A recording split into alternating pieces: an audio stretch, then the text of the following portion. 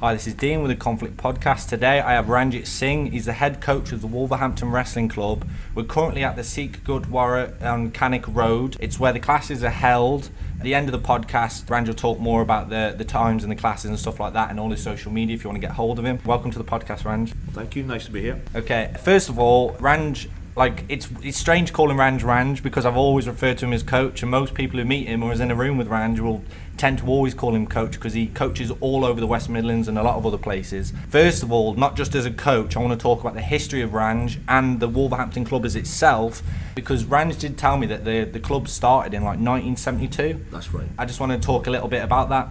But before that, how did you get into wrestling? If I can tell you just a brief history, just before I got into wrestling, my father and his two brothers, who are my uncles, they were traditional wrestlers back home in India. Is this freestyle wrestling? Freestyle wrestling, okay. yeah. They came over here in the early 60s and they carried on training because it was their sort of like life sport. So they immigrated over here? Yes, right. Okay, yeah. So they started training just in their living room at home. Yeah. So they had no other facilities at that Yeah, time. yeah. Then as the club, sort of like more and more people joined, they moved into a community centre in Willenhall, which is only 10 minutes drive from here. Well, what year was that? I think that was around about early 70s that was. So this is the very early roots of the Very Wolverhampton early Wrestling roots, Club. yeah. So your dad was the first wrestling team in Wolverhampton? Literally. So in 72 is when it was officially formed. That's when they moved into the community centre. Yeah. We had a small room, it's packed. There must have been about like kids and sort of like seniors, about 30 sometimes in there. We just had to make do, and then from there we moved to where I used to work. In the old days, it used to be called Bilston Community College. We set ourselves up there, much better facilities, and then nearly 30 years we've been at the Cannock Road Sikh Gurdwara. That's amazing. So your dad, purely freestyle wrestler, or did he have any other style of wrestling? He was a freestyle wrestler, but back home it was a traditional sport. So you would literally get the best from one village fighting the best from another village. It's like we kind of like champions. How was it, like a community thing, or? It's actually not just a traditional sport, it's a religious sport. It's written in the Sikh history that wrestling was one of the combat sports that they endorsed. Oh, okay. Yeah, nice. so because sometimes when I come to class, I'll see some of the Sikh students playing a game, and I didn't understand what it was until someone said, "Oh, that's kabaddi." Like, I don't know if I'm saying it right, but like, what is like the roots of kabaddi, or what's the difference between, for example, like that's kabaddi wrestling and like freestyle wrestling, for example? Kabaddi again is a traditional sport from back home, which is still thriving like wrestling itself. It's a form of running. It's a form of wrestling. It's a lot of grappling. A lot of the wrestlers make good kabaddi players because it involves a lot of grappling.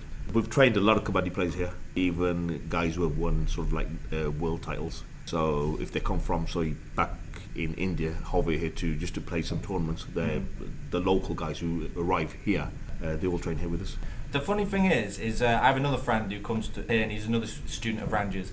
Anytime we come here and we're about to go against an Indian guy, we just know that he's going to be good, and that is always fact. Like, every Indian guy that we face here always has like such a pedigree level of wrestling. But it's not just that. You can tell they're very unique to your style. Like, everyone here has not just the Indian guys, but the other guys from other MMA gyms. Because I'll talk about that in a minute, like the community here. But you can tell they all have like Ranj style wrestling, which I think is amazing. What do you think like your style is? Like, you know, like what do you try and install in every student? I think the whole general idea of this wrestling club, we'll call it a wrestling project nowadays as well. Yeah. Because we do so much for the local community, the actual wrestlers here, and we get guys coming from all different sports, jiu-jitsu, MMA, striking. The main thing here is that everybody's welcome. That's the first and foremost. Yeah, I always feel that myself. Like when I come here, because you have so many, like you have like people, like Muslim people, Indian people, Pakistani, British people, Romanians, but you have everyone come here. And in jiu-jitsu today, like not just jiu-jitsu but MMA, like, you know, say I go to a different gym and they'll be a bit like, oh, what team's he from? Oh, and there'll be a bit of like politics or like, you know, like a clique. Yeah. I've never felt that here, and every time you come in, there's so many different people, because you teach all over the West Midlands and all over England. Yeah. And a lot of your students come here, so they're all from different teams, but you never have that feeling of a clique or, you know. Yeah, one thing that we will not allow here is a difference in i.e. which club you come from, which religion, which culture, background, Yeah. whatever. It's one big wrestling family here. Yeah. And this is why the club keeps churning out new guys all the time. On a weekly basis, we have new guys coming in from all different parts of the Midlands. Yeah. Not just local. They will travel because of how they feel when they get here. Our basic policy is the beginner will be treated the same way as a world champion here. And that's why they feel so good. Yeah. Personally, that's exactly how... Because I remember my first ever lesson, and you know, you can tell the guys who are like pro MMA fighters or, you know, set like up and comers. You can see the up and comers or the guys who are already set in stone. And I never felt a difference from, you know, from them to me, like in the sense of coach wise. Anytime I was like, coach, can you show me this single? I'm not understanding it. You'll be like, yes. Next guy, you know, who's working on being the next champ. You'll give him the same amount of energy, which I think is amazing. You know, and you're very good at dividing your time. Yeah, like I say, our basic policy is to make everybody better. Yeah. Whether they want to compete in wrestling competitions or it's for MMA or whatever, or just personal satisfaction, they will be treated exactly the same way as anybody else. So how did you get in? How did you go from wrestling yourself to coaching? Like, what was it? How did it go to that? We were literally forced to wrestle by my dad. Yeah. So we didn't really have much choice. We were kind of beat up every day. Yeah. But you started enjoying it. As soon as we competed the very first time, it was like a bug. It was like, I want some more of this. Yeah. And then as my dad and my uncles, they slowly, as they got older obviously, they slowly kind of like left the responsibility to me. I just kind of walked into the role and I took responsibility. So I've been coaching like over 20 years as well as competing, which I think the transition from competing to coaching was made much easier because I was doing it already. Yeah. A lot of people have sort of like problems, a lot of difficulty, say, competing and then going to coaching. So sharing their time. Yeah. I've started then looking after the club. I tell you the truth, I neglected a lot of my own personal time in competition because I spent so much time on everybody else. Yeah, trying to improve. Yeah. So I gave a base to it. Literally everybody who's been through our ranks here. Yeah, I remember going to it was a seminar a long time ago, and one of the guys there, and it really stuck with me. He said to me, he goes, all fighters are selfish. Yeah. And he says, and a coach has to be selfless. He says, because every time a student or a fighter goes into class, they always think, right, today I'm going to work on my front headlock, right, today I'm going to work on my single leg or my Kimura, or I am working on something for me. Yeah. They never go, oh, you know what, I'm going to help out John Doe, I'm going to help out Joe Bloggs. Yeah. But a coach has to be, I've been looking at James's single leg today and it's pretty bad. Yeah, I mean, a coach always has to divide his time. So I've always, for me, that's what always stuck with me is, you know, always respect your coach because they really are dividing their time all the time. Yeah, we are kind of like, I suppose, unique in a certain way at this club because the way we've run it is to show total respect, be humble, as a lot of gyms are. But we have no egos here. Oh yeah. I can see that. And you've seen a sign at the door saying "Leave your attitude at the door." Literally, it will not be allowed on the mat. Well, I've put a warm up on our YouTube channel. If you, Conflict Project, if you want to go check that out. The warm up here is easily the hardest warm up you will ever do ever. It's like a 30-minute warm up. And I won't even get to the cool down at the end. That's just as brutal as the warm up. I want to quickly talk about, so like you competing, what would you say is your biggest achievement or your favourite match that like clicked for you that you were like, yeah, this is it. I want to do this for life now. I think it was the from the first competition that we entered as juniors. It just set off something in my head that I wanted some more of this. Yeah. The actual competition, the actual buzz, the adrenaline rush. Yeah. And we were still young then. We were told by we went over to Birmingham early days as well to get coached by a very good, turned out to be a very good family friend of ours, the Hungarian coach, David. He told my dad not to let us compete that early. Why? He said because he needed some more work with us. Yeah. So the three of us competed. Obviously, my dad ignored him. So three of us competed, me, my brother, and another good friend of ours. All three of us qualified for European Junior Championships. That was after the first competition. Second one was that competition. So it was like a major thing. And I don't think anybody expected us to qualify even. Yeah, to do so well. How old were you at the time? I think I was 15, I think, when I first competed. Does your brother still compete, train, coach? They're coaching at the moment now. Where does your brother coach? He's doing classes here at the Karankar Godwara. Yeah. We've also gone to another 2 Godwara in Wolverhampton, so we're expanding all the time. We're just showing faith centres that they should be doing a lot more for the community, sports, etc. So like giving back, because we've got the facilities, you see. So we've got masses of people, so you've got sort of like ready-made facilities. You know, with the popularity of MMA, jiu-jitsu, it's just boom. But the one thing you can see on others, the prices are so high. Every your class, you've always tried keeping it very affordable for everyone because you care more about people just turning up. Yeah, we've always been like that. I tell you the truth, it used to be £2. and people used to come to me and say, "We're robbing you." It was literally that. They couldn't believe. I think me and every student here has said that to you themselves. They couldn't believe it, and these are like for 2-hour sessions, intense. So you actually are learning. You have a lot of people from MMA, jiu-jitsu, all over coming here. How do you feel MMA has affected wrestling, or the wrestling community?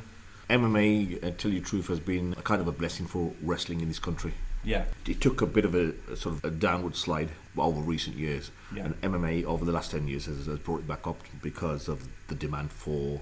It's literally the best base for MMA. Yeah, it's like you can have great jiu-jitsu, but if you can't get them down, you have no jiu-jitsu. And it complements jiu-jitsu. It complements literally every sport. It's just wrestling is the most basic and natural, movement. So, especially like, do you feel so you're saying freestyle is like the perfect one for MMA? Yeah, because there's a lot of leg takedowns, whereas Greco is just using top half of the body. So what is Greco? So just describe Greco for people who don't know what Greco is. Greco-Roman wrestling, that you cannot attack the legs. Okay. Yeah, so it's just top half. So you're limited, especially for say like MMA, you're limited how you can attack. Yeah. Whereas freestyle is all the body.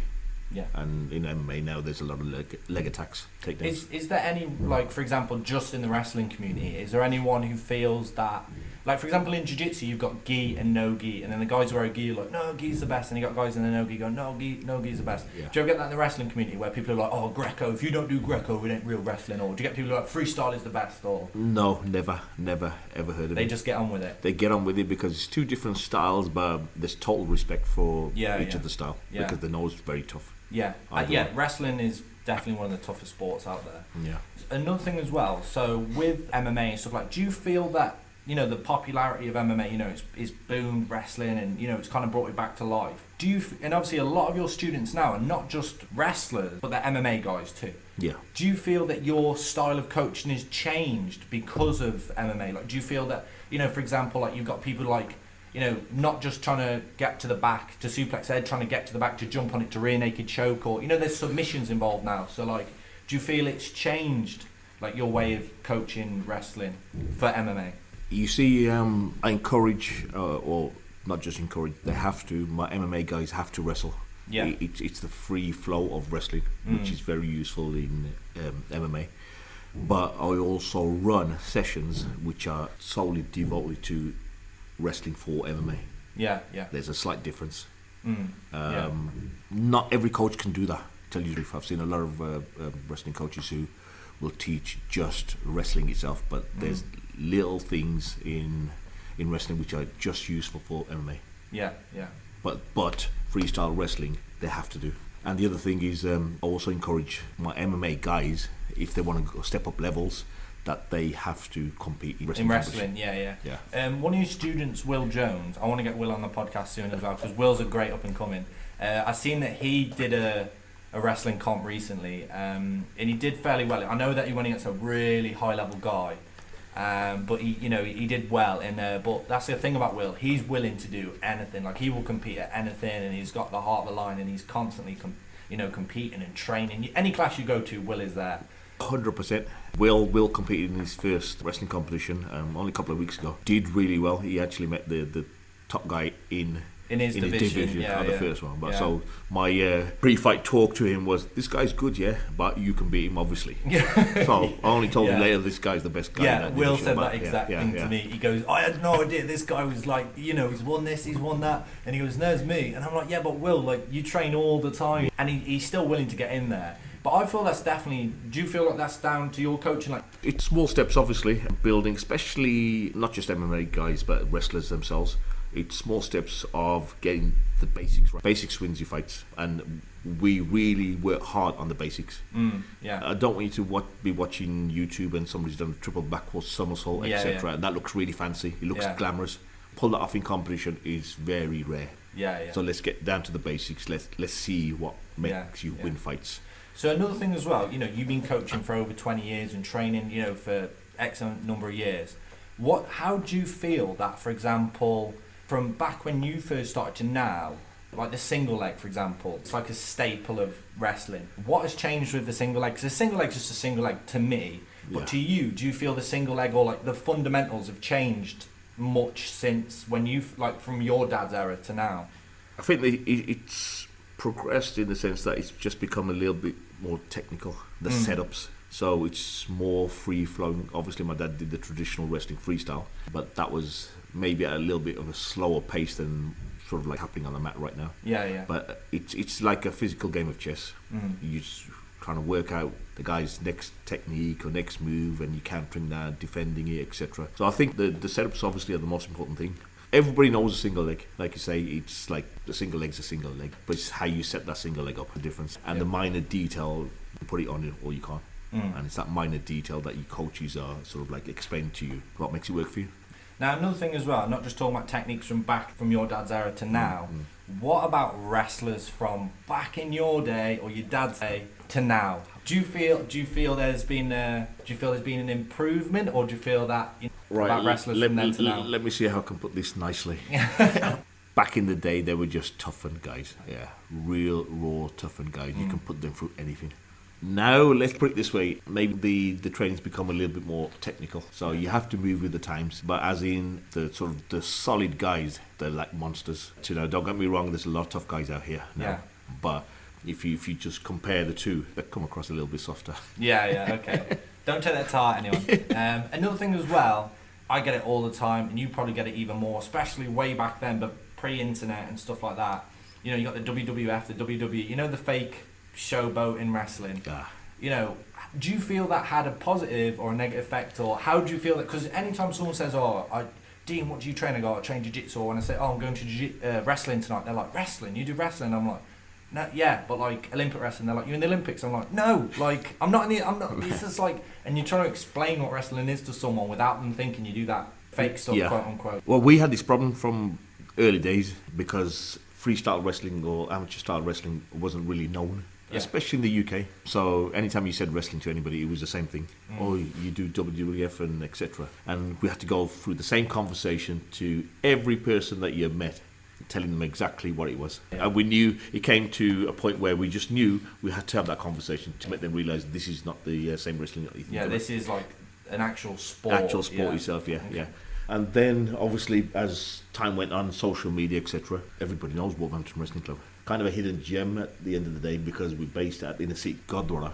Nobody expects us to be here. Wolverhampton Wrestling Club, what makes it so good? It's the whole, I think, the setup of it. A lot of my guys who have competed from day one here are still involved with the club. So they're giving a lot back to it.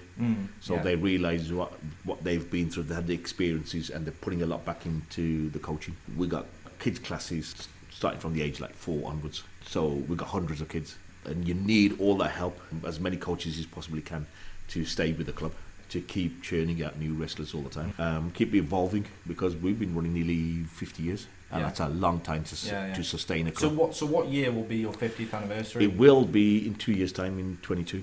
Oh, no way.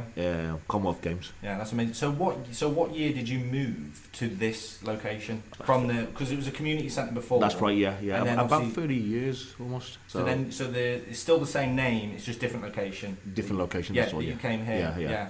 And how did that come about? Like, who did you talk to? And tell you the truth, My uncles, my dad, etc., they were involved with this Sikh Gurdwara from day one. They were part of the committee, etc. They helped in the community running this place. This was the first Sikh Gurdwara in Wolverhampton.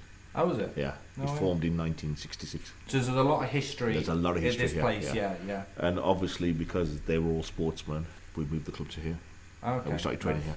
But the facilities here were nothing like this. Is like heaven. The mats here now, jigsaw mats are heaven. It was back in the day. It was probably Back in cardboard. the, Just concrete. there were mats were like sort of split and all sorts of things. So you used to kind of miss the concrete when you fell down. So you're saying a lot of the original guys. Yeah. I mean, some of them are still quite. To me, they look quite young. They're probably my age. Yeah. But you probably taught them since they were children. Yeah, we've kind of like grew up together. We started together. I'm talking about sort of good few 6-8 guys, and they're still involved with the club now. So we've known each other since like very young when we all started together, which is something like again quite unique where you can hold on to so many guys together. For that amount of time. Yeah, for that amount of time, and the kids all wrestle and stuff. So it's really really good, and you need that support because one person can't run a club like this. It's regarded as one of the toughest sports in the world itself, and at times before even MMA, you're looking for new guys.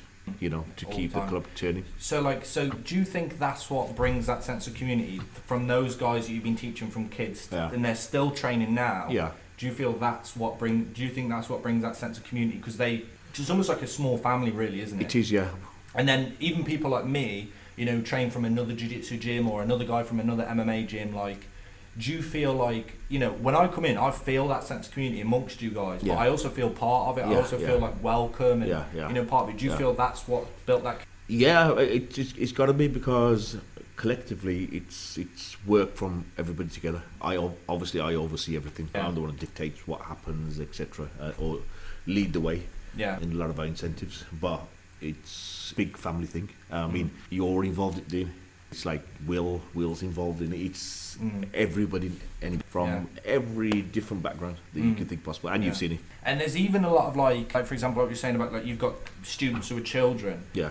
To being training them from kids to adults. Even every now and again there'll be like a small kid who comes into class and I'll wrestle him and I'm like, Jesus, whoa, and he'll be like throwing me around and I'm like, how old's this kid? And he's like 14. I'm like, whoa, but he's been wrestling since he was like 5. Yeah. Do you know what I mean? Yeah.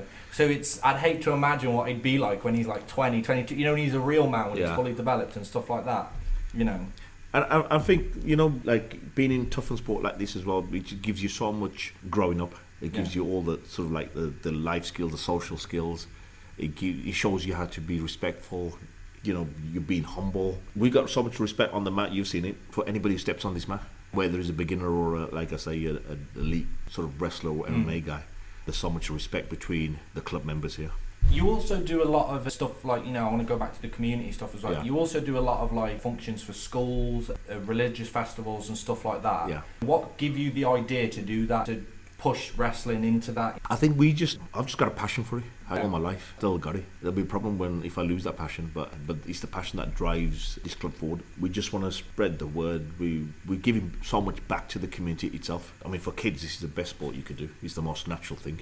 But you don't have to become wrestlers or MMA fighters later on down the line. You could be tennis players, it could be cricket players, but it gives you this good base of discipline and everything. You get what you put in. Yeah, exactly. Also, another thing as well is that there's a few women in your class. Yeah. And that's the same with any martial art. It's always very hard to get women involved. What do you think it is that makes it so hard for women to get involved in sports? I think wrestling itself is such a toughened sport that it's difficult for sort of an average, say, woman to get into the sport. Yeah. It's kind of like being seen as, I don't know, maybe unladylike kind of sport. Yeah, or like male dominated. Yeah, male dominated, yeah. But there's been a recent sort of like push for more women, more girls to get involved in wrestling. And it's working out well. I mean, we have 3 current British female champions. Oh, wow, that's great. And you see the diversity of these. We have a Romanian girl, a Sikh girl, and an Afro-Caribbean girl. Oh, no way. So there you go. Even more diversity, even more community. Yeah, that's brilliant. What about the youths with wrestling today?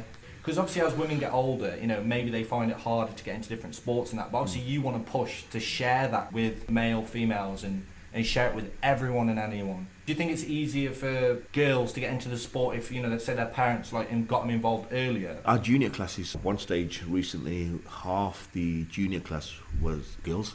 So that's a big achievement, considering like not a lot of girls like actually wrestle as such in the UK. Yeah, then if you get them from sort of an early age, obviously not every girl's going to stay or kid's going to stay. Good base to develop them, and then if they wanted to make a career out of wrestling itself, they could. Yeah. But it's good to get them from an early age. Yeah, and it's good for self-defense and stuff like that. 100%, yeah, well. Yeah. Another thing about self-defense, you're also talking about you've done a lot of stuff with the police, crime prevention and stuff like that. How did that come about? I think it was just getting out there that we are a project, a wrestling project, we like to call ourselves, as well as the Elite Wrestling Club. We've done a lot of work in the community, police crime prevention teams, knife crime prevention type of thing. They've seen our project that we do. We're based at a Sikh Gurdwara where there's a big community base. And we're open to the whole, like I say, open to the whole community itself. Where we've got a weights gym here, a fitness room. It's open so that everybody can come and use it. And this is how you kind of engage with people. Sport is a brilliant vehicle to engage with people. Kids from off the street who have got nothing better to do as such. Not every kid wants to be a scientist. So when we've gone into schools, we've looked at what the kids actually want to do themselves. You can't really force a lot of kids to be doing what you want them to do. So let's have a look at what they want to do themselves. Sport, it's a great sort of way forward. So then what we've done is got these kids off the street who have, like I say, they have no belonging anywhere. So we give them a sense of belonging. And then you engage with them. And then from that engagement, you get to know them. And they trust you. And because obviously you are doing something good that they enjoy. So you understand their lives and their background. That's right, yeah. So it's almost like crime prevention is like stopping it at its root. Yeah, with the community itself, yeah. I totally agree. It's the best way, rather than sort of like, let them already be, in gangs or whatever have you, causing crime. Yeah, let's get it from a very early age, not let them go that way. And sport again is like a great avenue. Now another thing as well, because you teach at so many different MMA places, jiu-jitsu places. Have you ever had it where you have two students from two different gyms go to fight each other? Yes. And how do you deal with that? Quite recent occurrence here. One of my good students, he's based here, so I've been teaching him for a number of years. We had another student come in. Out the blue, they were coming in to say that, look, we know you're the best wrestling club that is out there kind of thing, we're an MMA fighter and etc, etc. Later on down the line, I found out that the new student was going to be fighting my sort of like existing student. And that conflict then, I had to make a decision that, you know what, even though we sort of stay politically out of all that, but it was, for them to be training at the same place was going to be obviously a conflict. So before I had that discussion, my existing student picked up an injury, and so that solved that solved that. Yeah, so they weren't going to fight. I suppose that was just good timing. But yeah, I mean, generally we don't mind who trains it. Now, because you've been teaching a lot of people from like the juniors class to, and you've got a lot of existing students from way back then. At some point, you're going to have to hand over the team to hopefully get it going another 30 years, another 40 years. Yeah. How do you feel? Do you have someone in? I don't you have to say any names, but what do you feel like the future of Wolverhampton wrestling will be like after your time? Like, so when you hand it down to the next person. Yeah, this is the difficulty in this because you got to find the right person with the passion. Yeah. And nowadays, I think you're going to have to find more than one.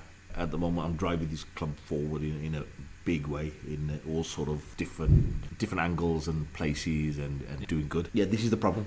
I have got a couple of people in mind. They have to be nurtured towards running. It's literally a full-time job to put that kind of like time and effort into a sport that doesn't pay, as in there's no real financial rewards out of it. You're just doing it out your passion for the community. Yeah, as much as wrestling has got popularity from MMA, it still kind of has a back seat to the rest of the other sport. But I really think that might be due because wrestling is so hard. And I'm not saying MMA is easy, I'm not saying jiu-jitsu is easy, but you can never have an easy wrestling session. What do you think what it's going to take in the future to push it so wrestling's almost like mainstream? We've been pushing this for a number of years, to tell you the truth. That's why now trying to get into more schools, they've been offered, so it's good. It's just finding the right coaches to get into the right schools and develop them. My ideas are to set up a wrestling school league for wrestling. Obviously, it'll still take time, but I think if we can, just in Wolverhampton as the pilot scheme, but schools are not the only ones. I'm looking at colleges, and we're working with colleges as well, and universities. Yeah. So we're looking at setting up a pilot wrestling league for schools, colleges, and universities. Yeah, so it's almost like similar to America, where like children right, wrestle in yeah, school. yeah. It's almost like you're giving them that platform to try it out while they're in school. Yeah. Which hopefully will go back to, you know, like female wrestling. So maybe that would get more girls into the sport. 100%. I mean, the more exposure we get, especially from sort of schools level kind of thing, we can, like I say, not everybody's going to be carrying on with just wrestling itself, but at least you got a good base there. Yeah, and the knowledge as well. I think that's Yeah. another thing as well. If you watch MMA from back in the day, even the crowd, they'd be like almost booing when people went to the ground. Yeah. You know, but like now, people understand it and they're cheering. It's submissions because they're more educated. And That's I think right, yeah. maybe that will be the same. Like, if kids get educated in school about, even if they don't carry on wrestling, at least they'll have that knowledge of, oh, that's wrestling. Or at least when you say wrestling, they'll be Yeah. like, oh, it's not the WWF or the That's WWE. right, yeah. It's like actual freestyle real wrestling. wrestling. Yeah. What's the future of Wolverhampton Wrestling Club? Where do you see it going, or what's your goals with it, or what's happening right now? Well, as well as we have clear pathways from a grassroots level to elite international athletes. That's not just with wrestling now. We have developed other sports, football, these are all grassroots, football, tennis, cricket, kabaddi. That's with the England Kabaddi Association, Yeah. national body. We're working with people like Birmingham FA. So it's quite high level we're looking at. From here, we're also offering not just a physical aspect of the sport, but sports careers. So we're getting people qualified on level 1, level 2 coaching courses. We've actually got 12 guys from here who level 2 qualified, and that helps us then to get onto the next stage of going into schools. So Yeah. potentially there's 12 schools. So you're setting them up for the future. So, for example, for them to even carry on teaching here, you know. So, Not just here. We're expanding into schools, like Yeah. I say, colleges, universities. So we want to develop everywhere. Hence why we've qualified or got qualified Yeah. for level 2 being run at the Godora. Yeah. So because we have facilities, let's make full use of them. But as in developing of the club, we have the first university wrestling scholarship in the country. Again, based, Oh, nice! Congrats! Yeah. with Wolverhampton University. So it's that again has taken a couple of years in the making. But now there's a clear pathway that way too. Yeah. So yeah. then we can feed our students straight through onto sports programs. Now, also, is there anything else in the works? Like, for example, you know, let's just talk about the pure wrestling, because obviously, you know, you teach a lot of different MMA guys. You know, MMA is already popular as it is. What's going on with just pure wrestling? So, what's going on with your just pure wrestling students? Well, right now we have 6 potential wrestlers competing to get to the Commonwealth Games in Birmingham 22. I've set up training programs, international training programs, seminars. So I'm going to give them the best possible shot at getting there, and not just to get there, but to actually pick up medals. That because that's 2022. Yeah. That'll be the 50th That anniversary. 50th. So everything lines up quite nicely. Yeah. So it'd be all good, even if we, get a couple there. That'd be really big for the wrestling. I think itself. qualifying is saying in itself, quite a big achievement. Yeah. But as a coach, I'm never happy. So you always want more. I want more. So I know that at the end of every class, there's always more. There's always more burpees. There's and stuff like that. always more you can do. Commonwealth Games, stuff like that. But it's not just wrestling that's here either, is it? You know, what other sports do you have at this, the Gurdwara? We have grassroots football, tennis, cricket, boxing. We are just about to start a ladies-only box fit sessions as well. So we're developing all the time. And we want to go into as many different sports as possible, different activities as possible. We're making use of a mat, which is a multi-use mat kind of thing, or room. We have a problem, and it's a good problem to have. We have literally outgrown the demand. That just goes to show how much you're doing. Yeah, like I say, it's a good problem to have, but we're putting on extra days. But Too many students, not enough mat space. Yeah, basically, yeah. That's good though. It is good. Are you planning to expand?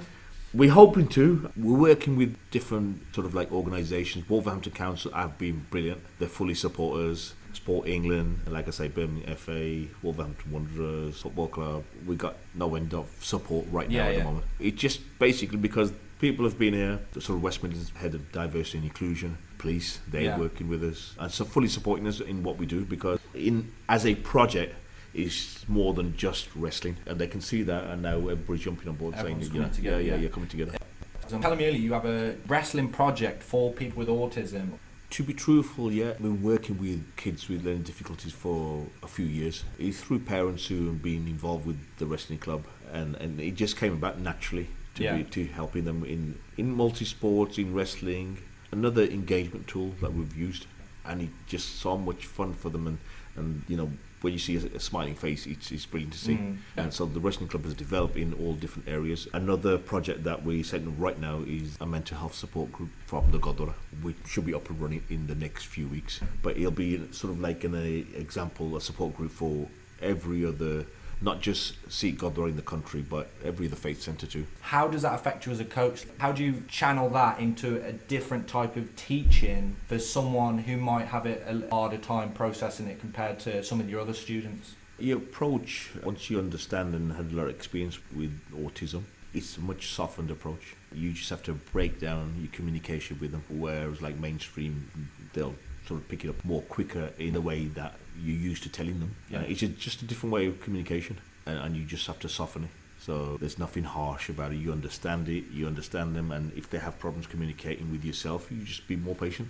That's the key. Like, how do you feel it affects them? Like, what's the positive thing that wrestling has to give to this other side of the community? You know, working with kids, say with autism, just seeing a smile on their face, just seeing them enjoy themselves and having a good time. The social aspect, and the social interaction with, you know, different people. It's just great to see. We love that. Again, it comes down to the passion that you have yourself and as a club itself. It's great to give back, and the rewards are not financial. The rewards are actually seeing a smile on their faces. It's paid in other ways, and that reward you can't really, you can't buy that. These kids are special in a different way by knowing that, you know, you got so much more patience. The communication can be different, so it's about patience and it's like, you know, just it's to engage with them, and just it's easy going through sport itself. Sport is a very powerful tool. I think it's a great sort of social sport where it teaches you a lot about your, again, being humble, about being respectful to everybody in and out of this gym. Take this sport, the learnings from it, into the wider world. It's in your daily life. This is what we've done all our lives. Truthfully say that to you, that you know what you do here is not just about you leave it here. You take it out in your daily life.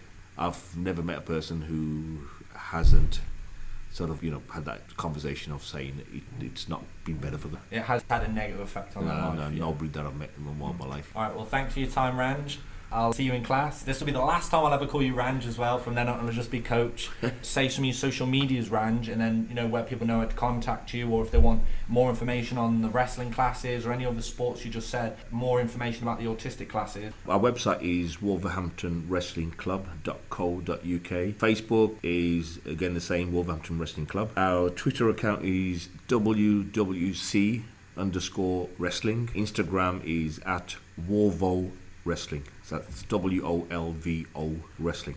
And I'd like to say a special sort of thank you to this actual Sikh Godora who have supported us from day one. It's leading the way in faith centres generally in the UK. It's showing just, you know, how much more you can actually do and provide for the community, not just on a religious basis, but the community itself, for everyone. And I think it's somewhere we can develop a lot more, and this is in every sort of religious place around in the country. And again, thank you, Dean, very much for taking your time out. We'll be doing this again. Also, everything Ranj just said, I'm going to put in the description boxes. Also, you can message the conflict page, which is conflict_project. If you want any more information about Ranj or Wolverhampton Wrestling Club, just inbox me and I'll be more than happy to share the links and stuff like that. Okay, guys, anyway, thank you, bye.